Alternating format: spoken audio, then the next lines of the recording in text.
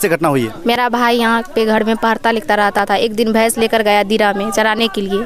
मोहन ठाकुर का गैंग आया, उसको घिस कर लेके गया। रंगदारी चाहिए, मुझे टैक्स चाहिए, नहीं तो नहीं देंगे। लेकर गया, घिस के मार दिया। हम लोग अभी घर से बाहर नहीं निकल सकते, राशन नहीं ला सकते हैं दुकान से, तो खाएंगे क्या हम लोग घर में बैठकर? कोई रोजगार नहीं कर सकते हैं, पढ़ाई लिखाई नहीं कर सकते, तो हम लोग क्या करेंगे रहकर? मतलब ये कि मोहन ठाकुर जो है उसका आतंक से पूरे गांव भयभीत है। हाँ, उसका निगाह भी गलत है, हर चीज़ व्यवहार उभार उसका अच्छा नहीं है। हम लोग उसके सामने नहीं आते हैं, वो आते सुनते हैं हम लोग भाग जाते हैं। इस बात करता है कौन? मोहन ठाकुर। मोहन ठाकुर क्या है? मोहन ठाकुर बदमाश है। देखिए, इस वक्त हम पहुंच चुके हैं बरारी में मोहना चांदपुर। ये गांव इस वक्त सुर्खियों में है। सुर्खियों में क्यों है? क्योंकि आप सब जानते हैं यादव समाज के 7 व्यक्तियों की हत्या हुई है, जिसमें एक व्यक्ति का शव बरामद हुआ है। आप देख सकते हैं, इन सब चेहरों को देख सकते हैं, और आप देख सकते हैं यहाँ पे संतोष रेणु यादव को।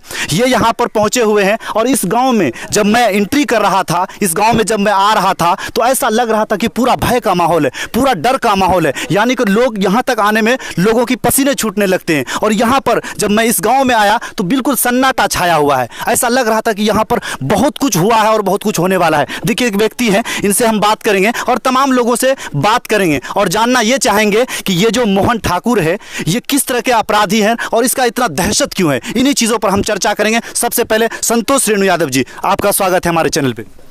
जी बहुत बहुत धन्यवाद, और धन्यवाद इस बात के लिए कि हम पत्रकार नहीं देख रहे थे कटिहार में, लेकिन आपने साबित किया कि कटिहार में पत्रकार है और मर्द पत्रकार है। कटिहार में आप आए, और मैं उन तमाम पत्रकारों को, तमाम यूट्यूबरों को मैं कहना चाहता हूं कि सच को दिखाइए।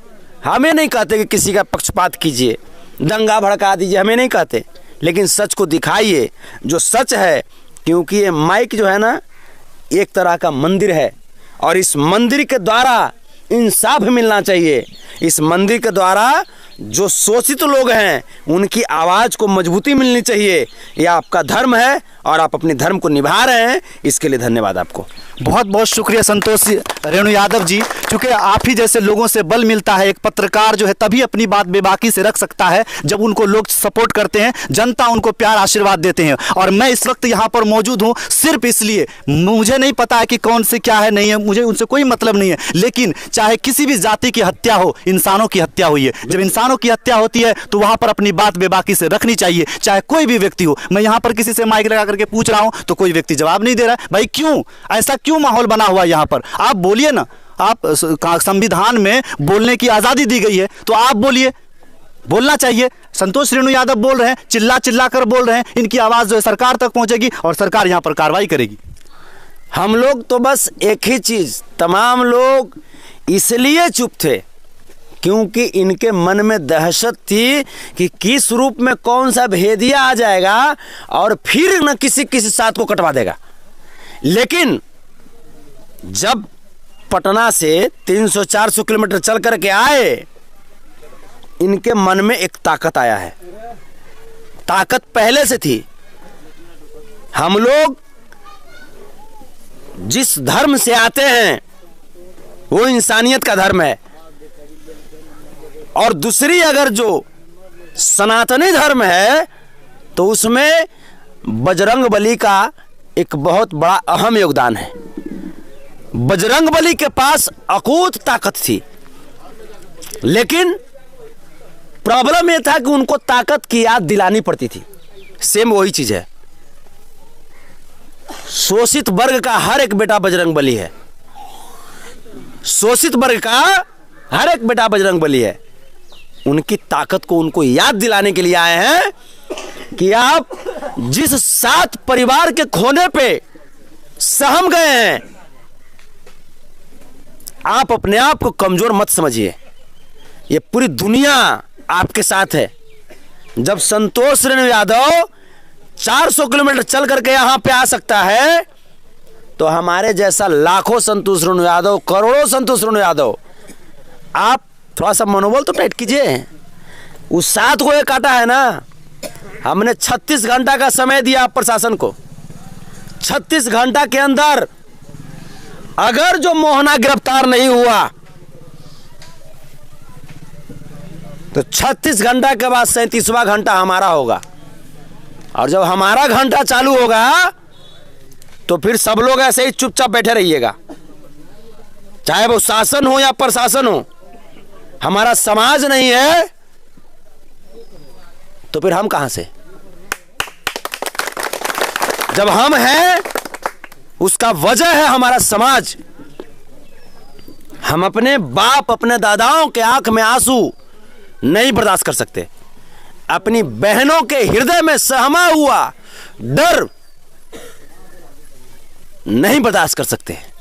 अपनी बहनों से वादा कर रहे हैं, अपनी माताओं से वादा कर रहे हैं कि जिस अहिर कुल में आपने हमें जन्म दिया है ना, जिस अहिर कुल में आप तमाम अपने बच्चों को जन्म दिए हैं, वो अहिर कुल इतना कमजोर नहीं है, वो धोखे से मार दिया। और सच्चाई है कि मोहना का बाप भी अहिरे था। जाकर इतिहास पता कर लीजिएगा, जाकर पता कर लीजिएगा। मैं आपको ब्रेकिंग न्यूज दे रहा हूं। मोहना का जो बाप है ना, कोई दूसरा नहीं था। हमारे एक परम मित्र जो भी बहुत नौजवान है, नौजवान बोले तो हौसला से, उम्र तो हो गया, मोहना का बाप है तो उम्र तो हो गया, उसी के साथ मोहना की मां सोई थी। तब मोहना का जन्म हुआ। और तब मोहना का जब जन्म हुआ तो नाम रखा गया मोहन। क्यों? मोहन श्री कृष्ण है, हम लोग श्री कृष्ण के वंशज हैं, तो वही यादव जी मोहना को मोहना नाम रख दिए। इसका इतिहास है।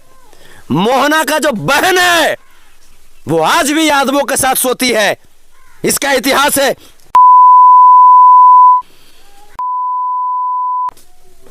लाठी जान,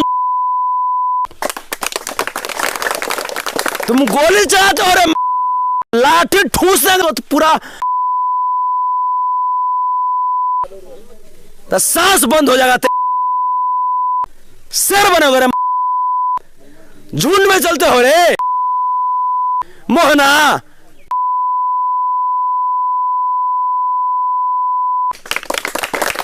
कहा लगा कि 7 को अहिर को काट दिए, नरसंहार कर दिए, तो अहिर चुप रह जाएगा रे।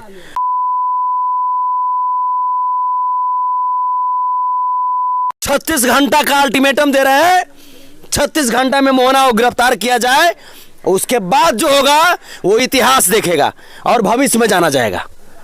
ये संतोष रेणु यादव